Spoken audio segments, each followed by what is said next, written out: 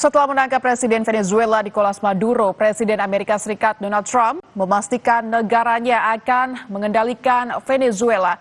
Tindakan Trump ini mendapatkan kecaman internasional. Pakar industri minyak bilang tujuan operasi militer Amerika Serikat di Venezuela adalah kontrol geopolitik dan kontrol ekonomi atas bahan mentah di kawasan Amerika Latin. Presiden Amerika Serikat Donald Trump memastikan negaranya akan mengendalikan Venezuela setelah menangkap Presiden Venezuela Nicolas Maduro dan istrinya di kediamannya di Caracas Sabtu dini hari waktu setempat. Trump mengatakan perusahaan minyak besar Amerika Serikat akan mengelola infrastruktur dan sumber minyak Venezuela. Sebelumnya, melalui media sosial, Trump membagikan foto Nicolas Maduro ini saat ditangkap.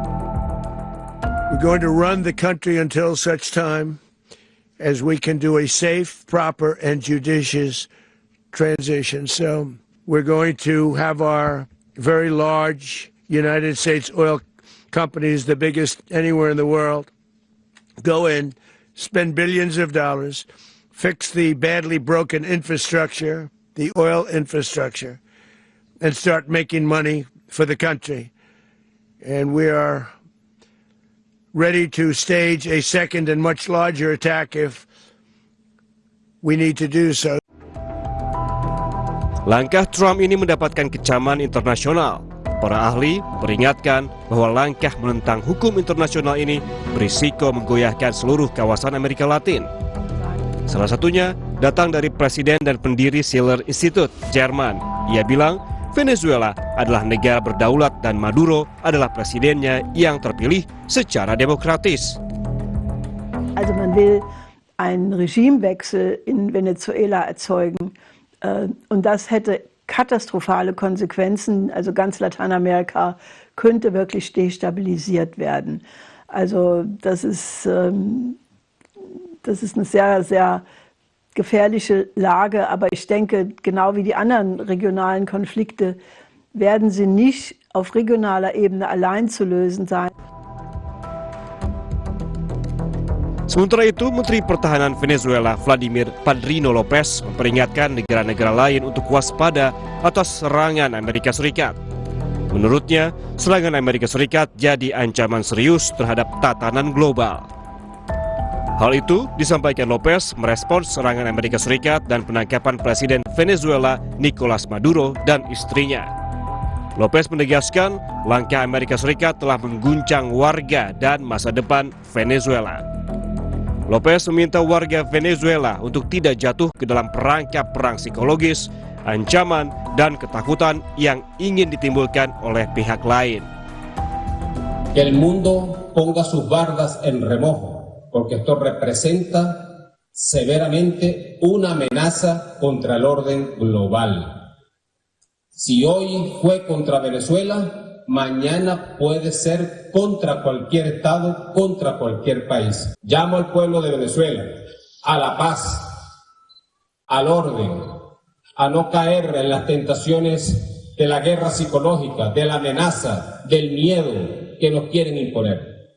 Llamo al pueblo de Venezuela a que retome sus actividades económicas, laborales, de todo tipo, educativas en los próximos días. Di sisi lain, Menteri Luar Negeri Amerika Serikat Marco Rubio mengatakan AS berharap ada perubahan di Venezuela pasca penangkapan Nicolas Maduro. Namun, tidak secara langsung menyebut siapa kini yang menjalani pemerintahan Venezuela. Dalam wawancara dengan sebuah stasiun televisi, Rubio juga menegaskan bahwa langkah pemerintah Amerika Serikat di Venezuela tak perlu izin Kongres.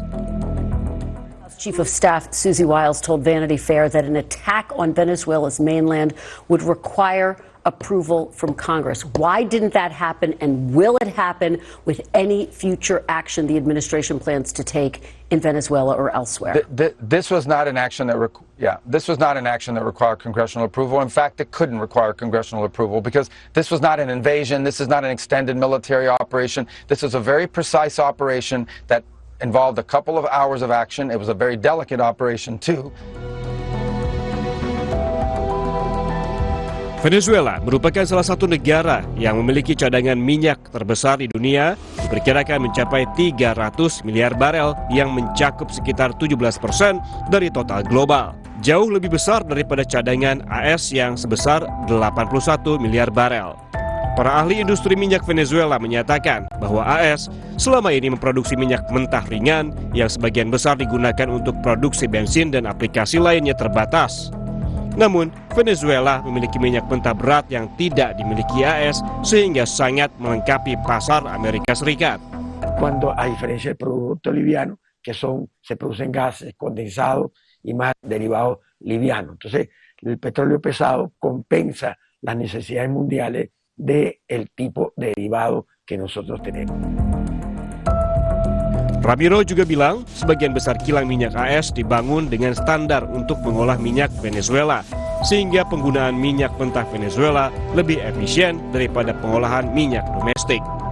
Dengan demikian, tujuan operasi militer Amerika Serikat di Venezuela adalah kontrol geopolitik dan kontrol ekonomi atas bahan mentah di kawasan Amerika Latin.